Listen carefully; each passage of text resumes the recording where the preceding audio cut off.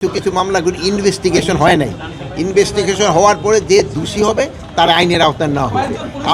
কথা শেষ করতে দেন ভাই, মাঝখানে কথাগুলি তো কথা বলা যায় না। আপনারাই কিন্তু সবসময় বলছেন নির্দোষীরা যেন কোনো অবস্থায় সাজা না পায়, এই জন্য আমাদের ইনভেস্টিগেশনটা করতে দেন।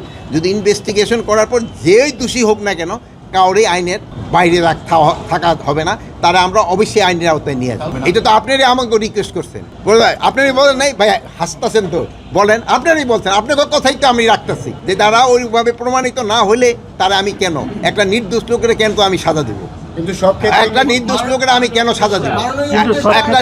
একটা আরে ভাই শেষ করতে দেন, একটা দোষী যে হবে তারা আমরা শাস্তি দেব।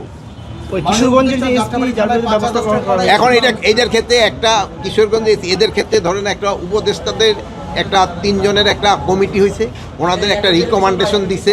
ওই রিকমেন্ডেশনটা পাওয়ার পরে ওনাদের যদি দোষী হয় ওনাদের ব্যবস্থা নেওয়া হবে, যদি দোষী না হয় ওনাদের আবার যার যার জায়গায় ফেরত হবে।